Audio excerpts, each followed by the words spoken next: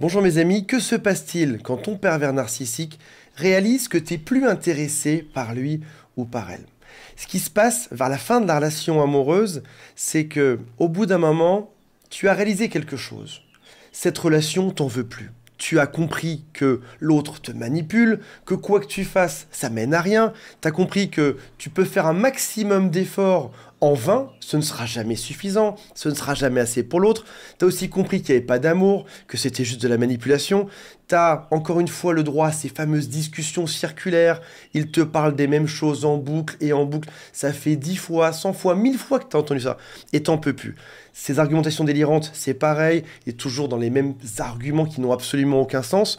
T'as plus envie de marcher sur des œufs pour pas qu'ils s'énervent. Tu te dis... Là, c'est bon, j'arrive à un point où j'en ai absolument plus rien à faire. Ton cinéma ne marche plus sur moi et ce que je veux, c'est partir.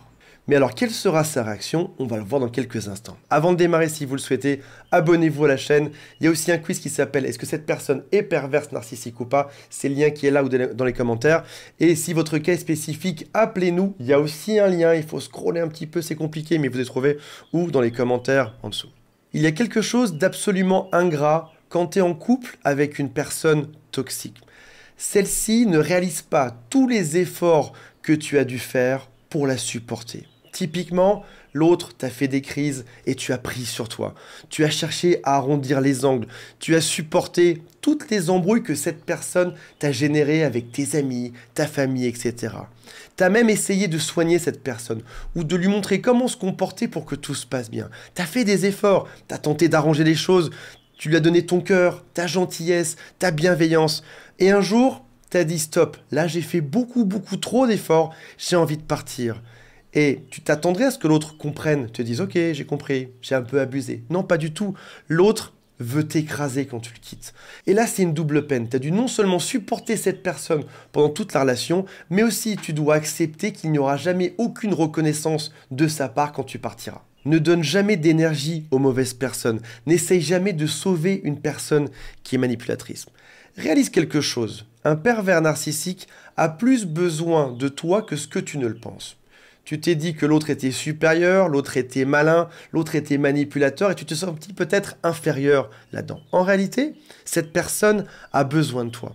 Ce pervers narcissique avait tout un planning, tout un agenda pour toi. Ça doit suivre ses règles, ses dates. Au début, on va faire une phase de lune de miel, du love bombing. Après ça, je vais commencer à le critiquer doucement. Après ça, il va tout me donner. Elle va tout me donner. Son argent, son temps, sa patience, etc. Et donc, on est dans une espèce d'équation ambivalente où l'autre se pense supérieur, ton pervers narcissique se pense supérieur, mais en réalité, il est très dépendant de toi. C'est un peu comme un acteur, un grand acteur qui n'aurait pas de public.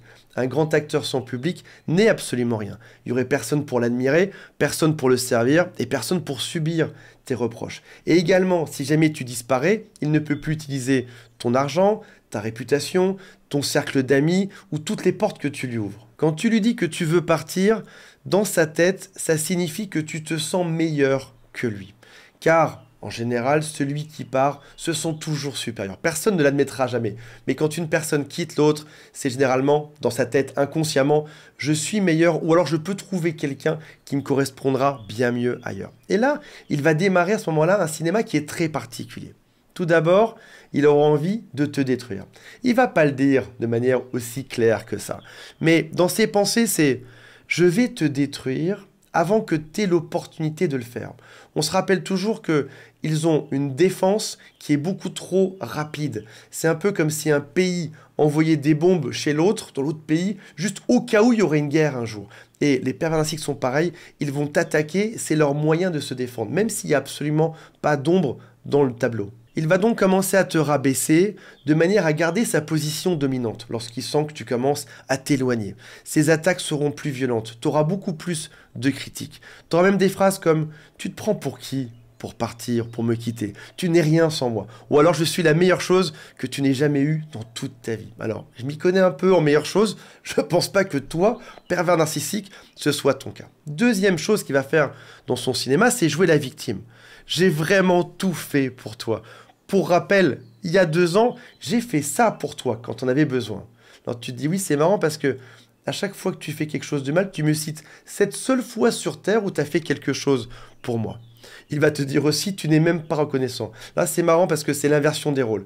Cette personne te rabaisse, te critique en permanence, et t'es même pas reconnaissant que cette personne t'ait critiqué pendant tout ce temps-là. Il va te dire, je t'ai toujours défendu, alors qu'on sait très bien qu'il a dit du mal de toi à tout le monde, même pendant la relation. Je me suis toujours battu pour toi. Non, non, stop.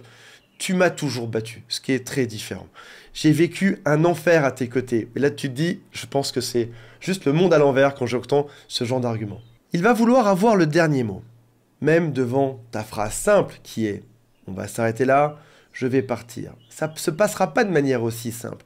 Il va toujours surenchérir, critiquer. Ce qu'il veut, c'est te faire remonter sur le ring d'une discussion circulaire sans fin. Il va te dire par exemple « en fait, tu abandonnes, comme toujours, tu pars, tu es une personne qui est lâche, comme toujours ». Ou alors tes arguments n'ont aucun sens. Oh stop, c'est pas un argument, je te dis juste que je veux partir de cette relation. Ce sera un moment difficile parce qu'il faudra accepter que cette personne ait le dernier mot. Je sais que lorsqu'on part, on aime bien pour son ego finir avec « j'aurai la dernière phrase ».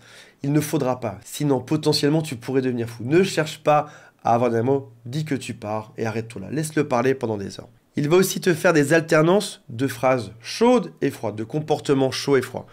Il va te faire toutes les promesses que tu as toujours voulu entendre de sa part. Tu voulais le mariage, il te dit que c'est possible. Tu voulais des enfants, oui, ça y est, elle est enfin prête. Et puis quelques phrases plus tard, c'est plus du tout le cas. Il commence à t'insulter. Donc tu fais, écoute Coco, j'arrive pas à comprendre.